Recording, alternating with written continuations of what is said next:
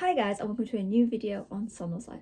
I'm being very quiet right now because it is currently, I'm looking, 10 o'clock and I have just got back from my first ever Wrestle Kingdom at the Tokyo Dome show. And you know, I might be miles away, I might be not at home, but I'm back with a review. And yeah, it was honestly amazing. Our seats were better than we could have ever expected. You can have a look a bit more at that when I do my preview.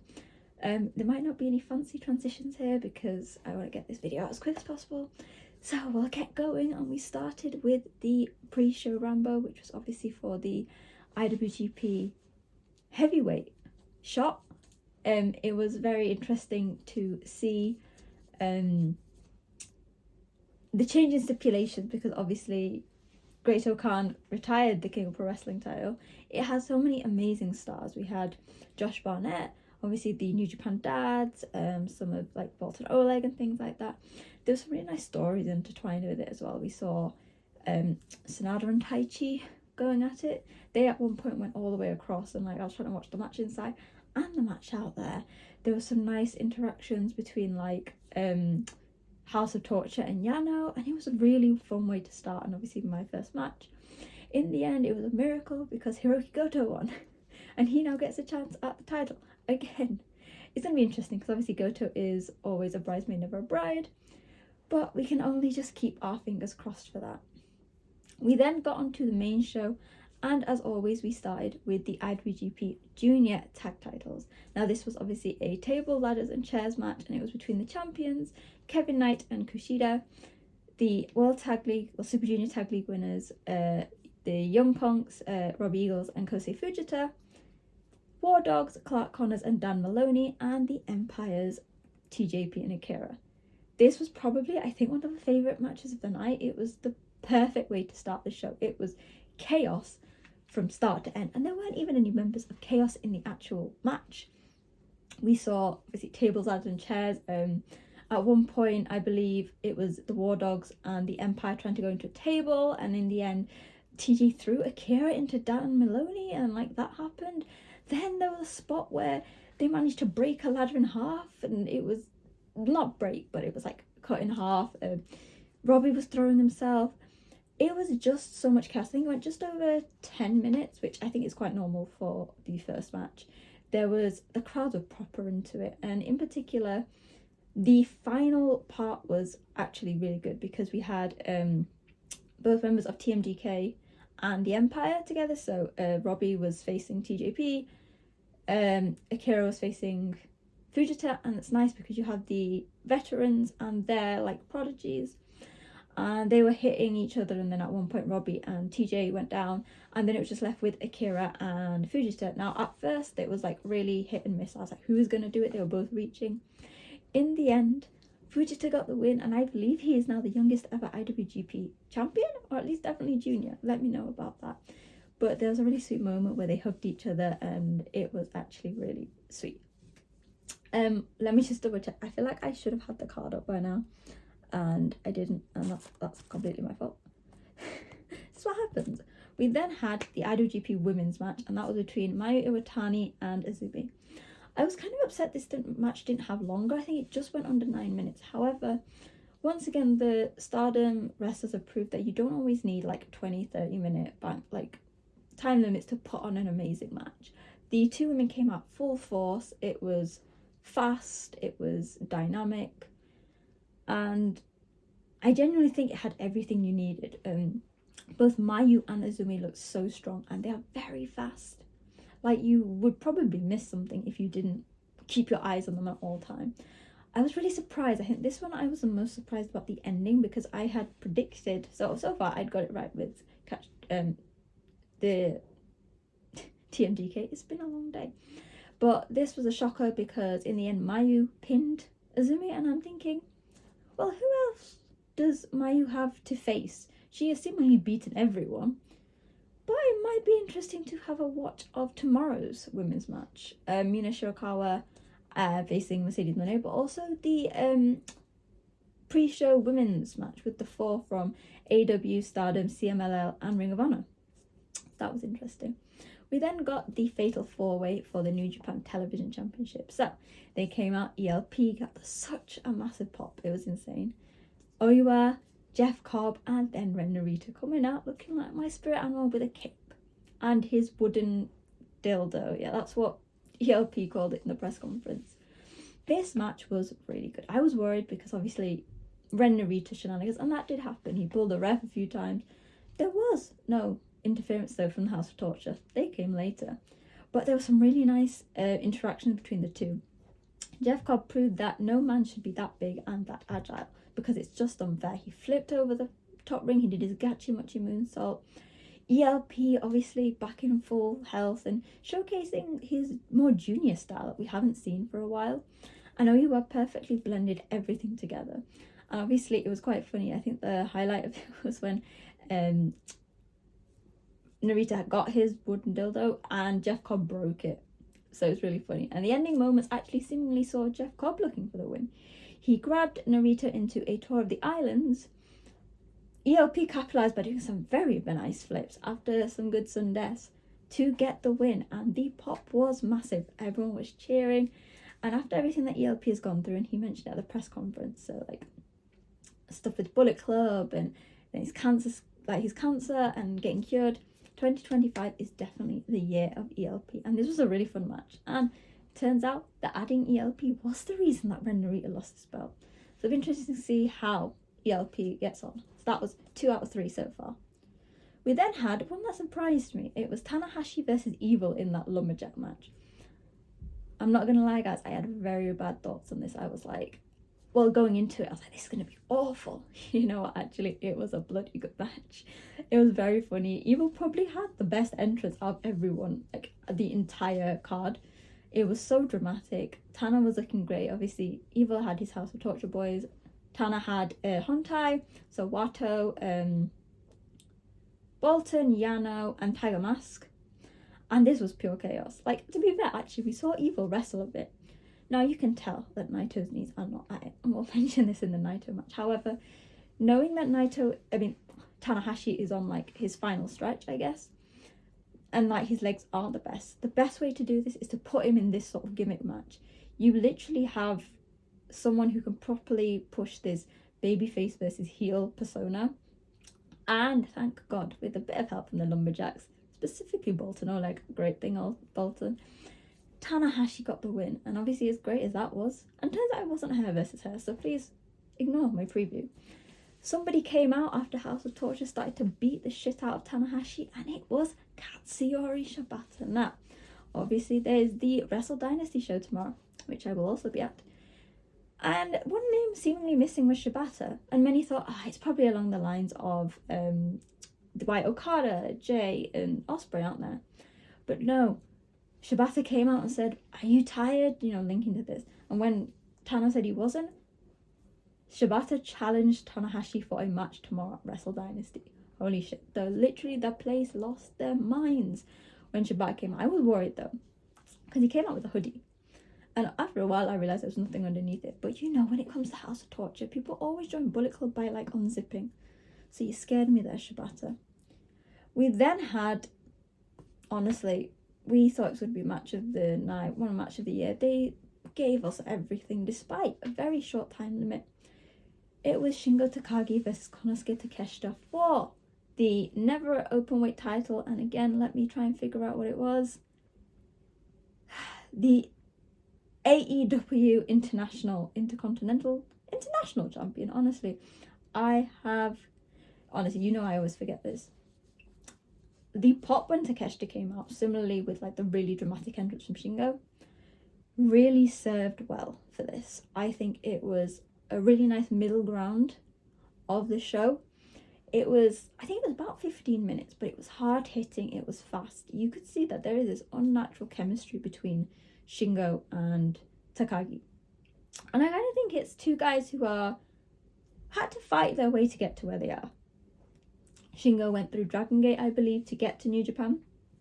To get to AEW, Takeshita went through DDT. And even then, I guess he went through DDT and AEW to get here to New Japan. The crowds were on their feet. It was stiff. It was heavy. It was quite funny. Ishii was actually at ringside, just sat there like this. just doing the standard Ishii thing, because obviously he will be facing the winner tomorrow at Wrestle Dynasty. And I think that this could and probably should have been later in the card, because I think that it could have done a lot more. However, I think for the time they gave us, actually, they want us to want more. I want to see Shingo and Takeshita fight again, because honestly, so if anyone does it, Takeshita got the win, so he's facing Ishii tomorrow. I don't believe that Ishii is going to win tomorrow. I said this in my preview. So I wouldn't be against Takeshita maybe travelling, Takeshita travelling to Japan again, or Shingo going to the US to get his Never belt back, because we can't have the Never title taken hostage, especially after Okan retired the King of Pro Wrestling Championship. Also, special shout out to Okan, because he was the first entrant in that Rambo and made it all the way to the end just before getting pinned by Goto. So it was great. I loved it. We then had, this was heartbreaking. Okay, so you guys know when I did my preview, the match I was most looking forward to was Doki versus El Desperado for the IWGP Junior Heavyweight Championship. I got the Despy hoodie, I got the Doki plushie, and this match seemed amazing. Despy came out, Doki had a phenomenal entrance, and everything seemed to be going really well. After the 5-minute mark, I believe, it was really quick. Doki went to the outside to hit Desperado, and literally within seconds, there was a referee stoppage. People were saying that he broke his arm, they were holding it, the cameras were very quick to pan away and focus on Despy, and obviously that meant Desperado had won. Now this is obviously, for me, it's heartbreaking in so many ways, because obviously Doki is one of my favourite wrestlers, and I thought he was going to win this to carry on. Secondly, a broken arm is literally the worst thing that could happen to a wrestler. It'll take a while to heal. And thirdly, the junior division seems to almost be plagued with injuries recently. We saw it, Fujita had his shoulder injury, Wato was out, Despy had his surgery, Yo was out.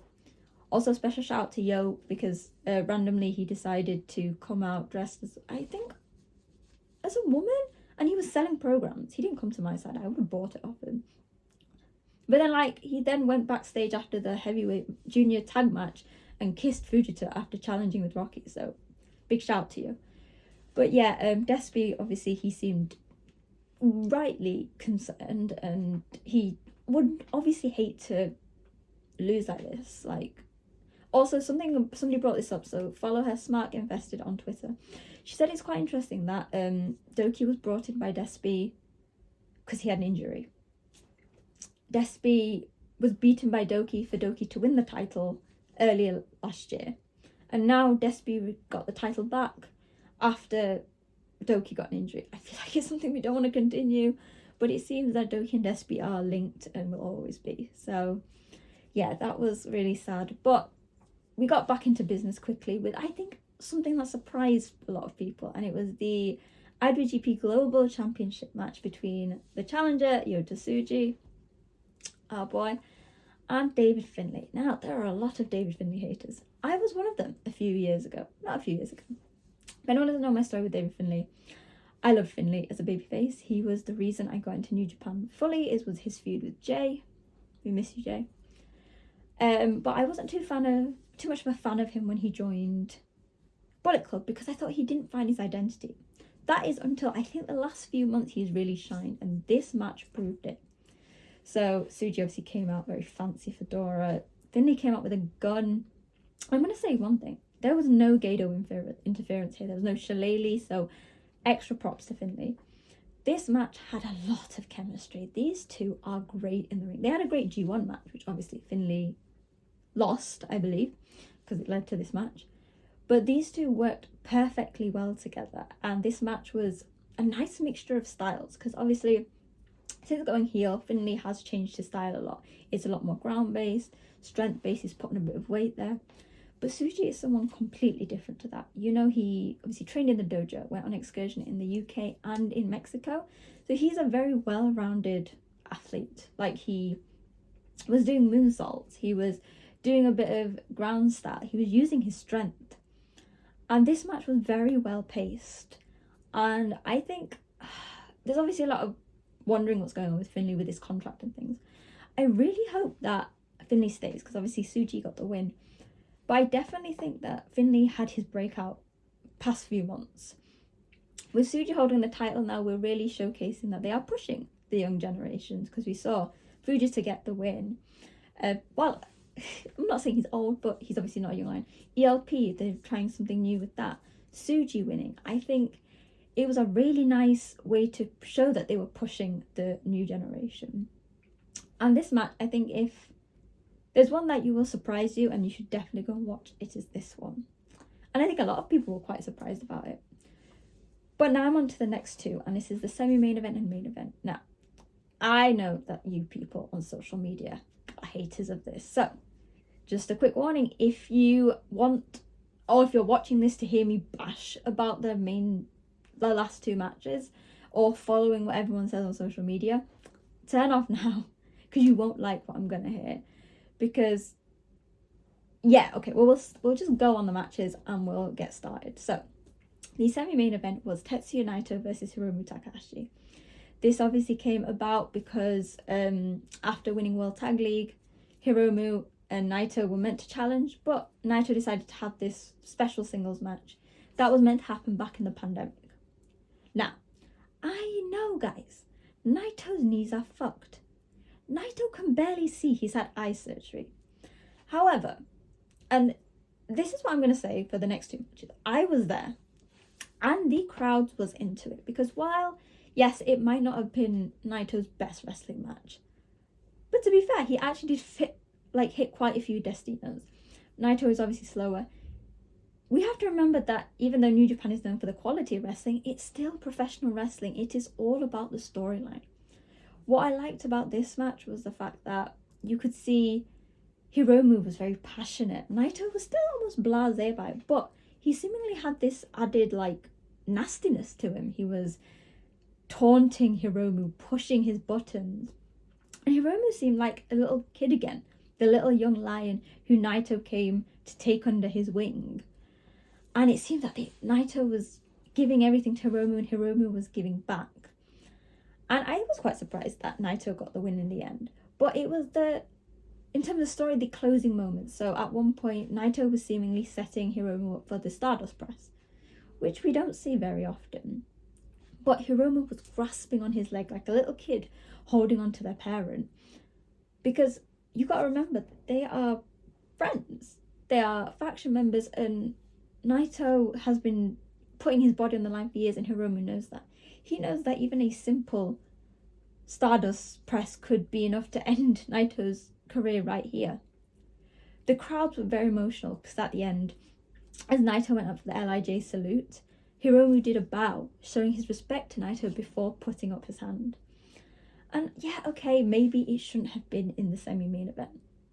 But are you going to tell me that you're going to put two of the most popular wrestlers, the two most popular wrestlers together and not have it this high? The crowds were loving it. They were shouting, Naito, Hiromu. So I think, yeah, you've got to judge it how you are. Similarly with the main event, a lot of negativity going into this. People didn't think Shota belonged in the main event picture with Zack Sabre Jr. I loved the match. Right, so here's my first thing. Did it go on a little bit too long? Maybe. I think they were trying to balance out the fact that Doki and Despy was probably meant to have another 20 minutes. But I was on the edge of my seat from the start to end. They had amazing entrances. They were trying to mix styles. The crowd were really fully into it. So for the first portion of the match, they were very split. There was Shota chants, there was Zack chants. And at one point when I believe Shota chucked Zack into the barricade, that's when the crowd started turning on Shota. And Shota being very smart, we've discussed this in the past. Shota, then his expression changed. He knew that the crowds were on his side, so he went full-blown heel.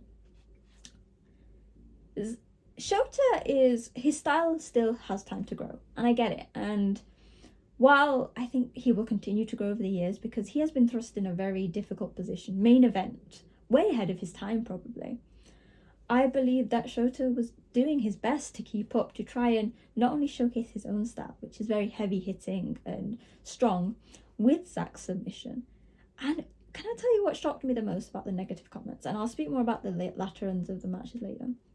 Is that people were saying that they didn't like Zack's wrestling. That they thought, I'm not going to go into the comments about Shota because I've been told they were very awful. He's a 27-year-old boy who is trying to live his dream, and some of your comments are just not nice. I'm not saying this to everyone, I'm saying this like a protective mother. But I was surprised to see that the reactions to Zack wasn't great. I loved it. I think it was very Zack-esque. Maybe Zack's style isn't suited to those 40-minute matches, which I understand, but I was on my edge of my seat. There was moments where I was like, Shota's winning this. He hit the Death Riders. Zack hit Zack Drivers, but they were still kicking out. And I feel like, again, I will agree, maybe it went on too long, but the thing about New Japan is they have to adapt. People are saying it wasn't a good main event. It was phenomenal. I don't know if it's, maybe it just didn't resonate with the people at home, or maybe some of the Gaikokujins in the stadium, but the wrestlers, like the fans around me, seemed to love it. They were cheering, they were shouting, and when Zack finally got the win, I think it was amazing. Did Zack's final comments have hit the same as maybe a Tetsuya Naito? No, but that's not who Zack is. Zack is a wrestler, and I think that it was a match that, I'm going to be honest, that was probably my stomach, I don't know if you heard that, because I need to eat after this, but it was a match that kept me hooked. I don't have the greatest attention span. I like the short bursts. It's why I guess I started as a junior heavyweight fan. But I feel like this had everything I wanted, and it showcased, and some people even said it. They didn't think Shota was ready to main event, and while it might not be your favourite, Shota proved he can have these big matches with these big guys. So that's my controversial take. I personally thought it was amazing. I was there. It was one of the best things I could have ever witnessed, and the card from top to bottom for me was perfect. It might not be for you, but that is up to you to let me know now. I blabbed on about my experience. I will be posting a vlog soon, probably after I get back from my 2-week holiday, of everything that happened. But let me know your thoughts in the comments on social media at wrestling_chat. What did you think of the card? What was your favourite match? What are you looking forward to for Wrestle Dynasty? And just your general thoughts of everything. It was an amazing experience. The Japanese crowds are phenomenal. And it's honestly one of the best days of my life. So I guess we're going to end this like normal. Obviously, I'm sorry that there's not fancy transitions. I couldn't be all like amazing, but I wanted to get this out for you before I go to bed because it's now 10:30. So make sure to hit like, click the share button, and hit subscribe. I told you I had the Wrestle Kingdom preview. Yesterday I had the Wrestle Dynasty preview. Today I've got the Wrestle Kingdom review. Tomorrow I have the Wrestle Dynasty review. So what else could you want?